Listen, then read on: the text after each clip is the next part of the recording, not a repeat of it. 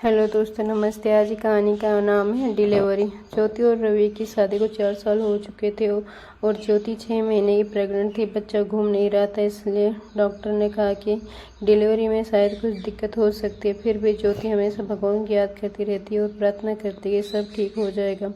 ईश्वर की कृपा से ज्योति की मम्मी ने उसे रामायण भागवत गीता दी और जिसे वह रोज पढ़ाती थी। फिर भी ज्योति के मन में थोड़ा सा डर तो बना हुआ था और कुछ दिनों बाद दिसंबर में सर्दियों की छुट्टियां हो गई थी बच्चों की, और ज्योति की बड़ी नंद पिंकी और उसके घर रुकने के लिए अचानक ही आ गई। इन दिनों ज्योति को कमरे में पीठ में काफ़ी दर्द रहता था, इसलिए डॉक्टर ने उसे कहा था कि ज़्यादा देर तक काम में लगे रहने के बजाय वे थोड़ा थोड़ा काम करके बैठ जाए। इसके बाद फिर थोड़ा काम कर ले, ऐसा करने से थकान नहीं होगी। लेकिन जैसे जैसे दिन भी बढ़ते जा रहे, ज्योति की तकलीफ बढ़ती जा रही थी। ऊपर से नंद भी आ गई जो कोई काम नहीं करती थी, बस रोटियां बनाते समय किसी को फुलके पकड़ा दिए तो क्या कहना, नहीं तो खाना खाने के बाद बर्तन भी ज्योति ही को ही पकड़ा देती। रसोई में रहने के लिए कभी कभी ज्योति की सास उसकी नंद को कहती थी कि पिंकी बेटी, तुम्हें ज्योति की मदद करनी चाहिए। तो पिंकी का एक ही जवाब होता, मम्मी हम भी तो अपने ससुराल में अकेले ही काम करते हैं, कोई मदद नहीं करता हमारी। अपनी बहू को ज़्यादा आदत डलवा दो काम करने की। वैसे ज्योति घर के काम में बहुत ही ज़्यादा निपुण थी, बस आजकल प्रेगनेंसी के कारण उसका शरीर साथ नहीं दे पा रहा था। फिर भी ज्योति बेचारी सुबह से लेकर रात तक रहती। नंद के बच्चों को तीनों टाइम अलग अलग खाना चाहिए होता है। ज्योति भी खाना बनाने का बहुत शौक था, लेकिन अपनी इस हालत में वे सबकी हर इच्छा पूरी करती थी। ज्योति हमेशा सुबह सुबह नहा लेती थी, क्योंकि के दूसरे दिन से ही उसकी सास ने ये हिदायत देती कि मेरी रसोई में कभी भी बिना नहाए मत आना। इसलिए ज्योति सुबह नहा धोकर ही रसोई में आती। एक दिन ज्योति को नहाने में थोड़ा लेट हो गया तो उसकी नंद ने बाथरूम के बाहर जाकर ज्योति को आवाज़ लगाई, ज्योति क्या हुआ, आज तुम्हें ज़्यादा टाइम लगा दिया नहाने में। ज्योति ने कहा, हाँ दीदी, वह 1-2 सूट हैं मेरे जो इजी वॉश में के थे, सोचा इन्हें धोकर ही रख दूँ, अभी बाहर बाहर। ज्योति ने जल्दी नहा लिया। वह जब कपड़े पहन रही थी तो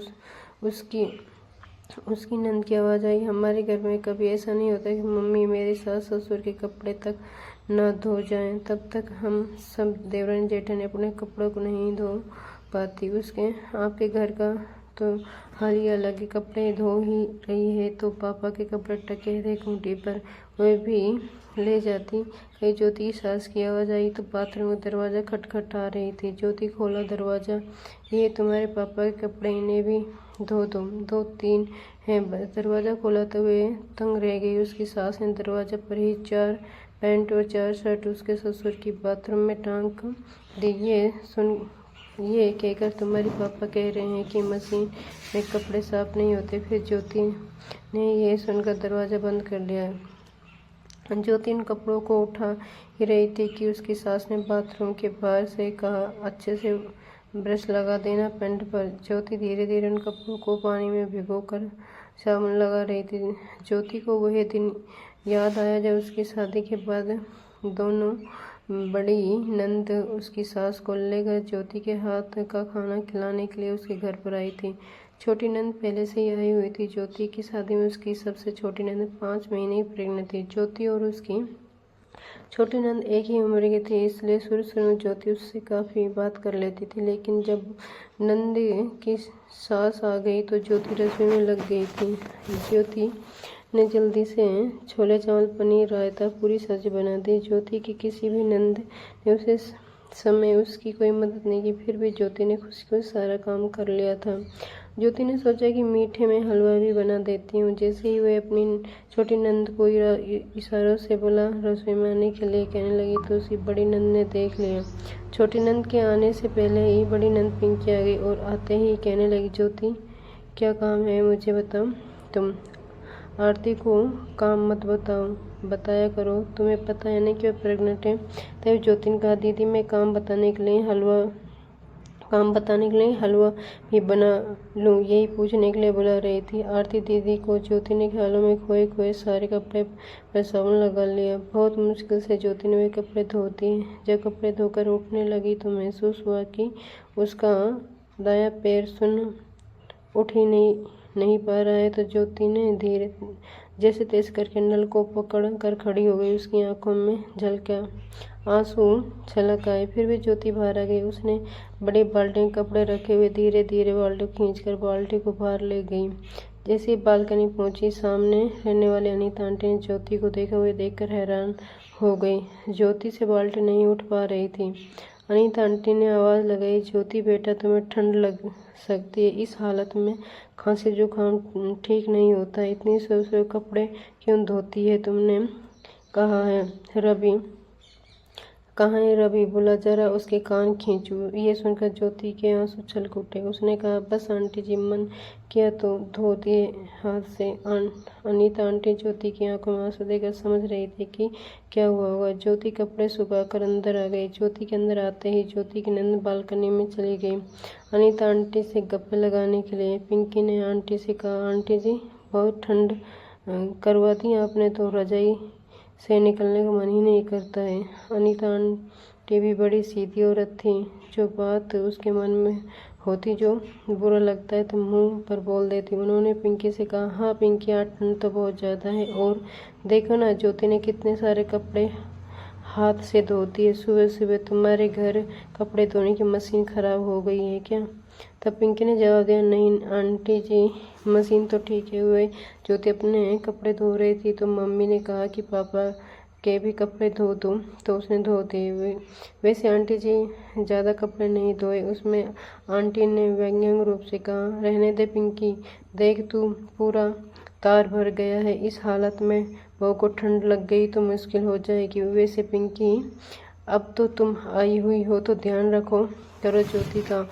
यह दिन है तो बेटा जो हमें सब पर गुजरती है। बेटा, मेरा तो यही मानना है कि जो चीज़ हमारे ऊपर गुजरी है वही मेरी आने वाली बहू पर गुजरती है। और तुम्हारे एक ही तो भाभी, अगर थोड़ी बहुत मदद या सेवा करोगी तो अपनी भाभी को तो सारी उम्र याद करेगी। इतना कहकर आंटी अपने घर में के अंदर चली गई। उसके बाद पिंकी भी अंदर आ गई। ज्योति जो रसोई में खाना बना रही थी, उसने आंटी की सारी बात सुन ली थी। ज्योति को अंदर ही अंदर अच्छा लगा कि चलो कोई तो है उसके आसपास जो सही गलत बता सकता है, उसकी नंद और सास को। फिर पिंकी अपना सा मुँह लेकर रसोई में आ गई। ज्योति ने उसे देखकर पूछा, दीदी आप चाय पियोगी? बना दूं क्या मैं?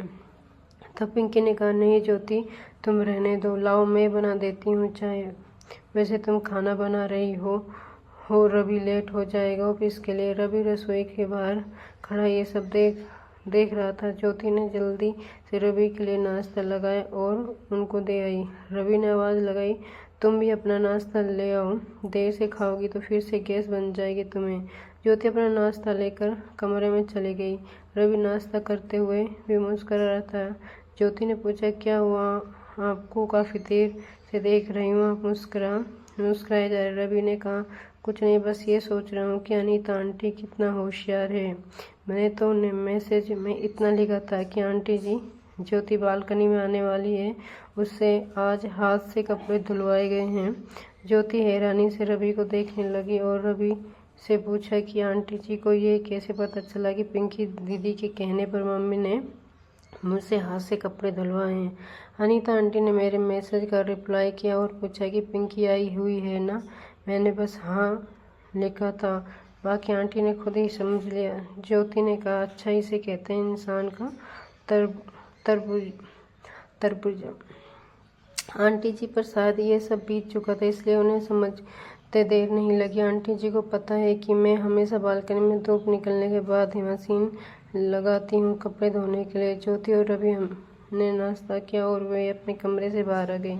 रवि ऑफिस के निकलने ही वाला था कि अनीता जी घर पर आ गई। रवि ने उन्हें नमस्ते किया और हंसकर ऑफिस के लिए चला गया। फिर अनीता आंटी ने ज्योति को बुलाया और उसे एक डिब्बा पकड़ाते हुए बोली, ज्योति, तुम्हारे लिए गर्मा गर्म अब हलवा है, खा लो मेरे सामने। इतने पिंकी की सास ने कहा, अरे अनीता खा लेगी बाद में, तुम बैठो तो चाय बना लो ज्योति आंटी के लिए। ज्योति जैसे ही रसोई की तरफ पलटने लगी तभी अनीता आंटी ज्योति का हाथ पकड़ा और उसे पकड़ के पास बैठा लिया। उसके सर पर हाथ फेरते हुए बोली, भाभी, जब भी ज्योति को देखती हूँ तो मैं ये मन में यही सोचती कि बस जैसी बहू मेरे घर भी आ जाए। हाँ, बहुत किस्मत वाली है भाभी जो इसके जैसी बहू को मिली है। इतने पिंकी भी कमरे से बाहर आ जाती है। फिर आंटी कहती है कि मेरी बहन की जेठानी के बेटे की शादी भी रवि की शादी वाले दिन ही हुई थी। आज 3 साल हो गए बहू अलग हो गए। सास ससुर ने बहू के अलग होने की वजह जेठानी दो बेटियां जो हर बात में ना अनुकूल थी, जेठानी को सिर देकर मनचाहा करवाती। जब भी घर आई तो बहू को परेशान करती और कलह करवाती, इसलिए बहू अलग रहती। अब अनीता आंटी बोलने ही जा रही थी कि उन्होंने ज्योति का हाथ कस के पकड़ रखा था। भाभी आजकल भी कितनी पड़ी हुई लड़की सारे काम करती हैं। आपके पीछे से कितनी बार ज्योति की बात करती हूँ, लेकिन कभी भी एक शब्द तक नहीं बोलती बच्ची। ज्योति की सास को ज्योति की इतनी तारीफ हजम नहीं हो रही थी। फिर भी उसने कहा, अनीता जी ठीक है, वैसे आपके लड़के पर भी बात होती है, हमारा रवि कुछ नहीं बोलने देगा कभी। तब अनीता आंटी ने कहा, भाभी ये आपकी गलतफहमी है कि लड़के पर ही सब कुछ डिपेंड करता है। जब बहू अपनी पर आ जाए तो मैं और आप कुछ नहीं कर पाएंगे, इसलिए बहू को वैसे ही रखो जैसे आप अपनी बेटी को चाहते हो कि वे अपने ससुराल में रहे। ये सब सुनते सुनते ज्योति की आंखों में आंसू छलक आए। उसने कहा, आंटी जी मुझे वॉशरूम जाना है, और जल्दी से उठकर वह वॉशरूम में चली गई। ज्योति ने अंदर से सुना, पिंकी बेटा बहुत नसीब वाली हो कि तुम ऐसी भाभी मिली है, इतनी समझदार, इतनी शांत और कितने ज़्यादा प्यारी है ज्योति। भाभी जी बस एक ही बात कहूँगी, बहू को बेटी बस नसीब वालों को ही लोग ही बना पाते हैं, बाकी तो दुनिया की भीड़ में शामिल हो जाते हैं। आप सोच लो भाभी कि आप ज्योति में अपनी पिंकी और आरती को देखोगे या दुनिया की तरह सास बनकर जाओगे। अनीता ये बात सुनकर ज्योति की सास को अंदर ही अंदर अपनी गलती का एहसास हो रहा था। उन्हें लग रहा था कि वे अपनी बेटियों के चक्कर में अपने बेटे का और खुद का घर खराब कर रही है। इसलिए उन्होंने अनीता जी के हाथ जोड़कर माफ़ी मांगी और उन्हें धन्यवाद दिया सही राह दिखाने के लिए। उधर ज्योति भी अनीता आंटी के अंदर ही अंदर बहुत दुआएं दिए जा रही थी कि आज आंटी ने सास बहू के रिश्ते में एक माँ बेटी के रिश्ते की नई शुरुआत कर दी। दोस्तों, अगर कहानी पसंद आई हो तो लाइक शेयर सब्सक्राइब ज़रूर करें।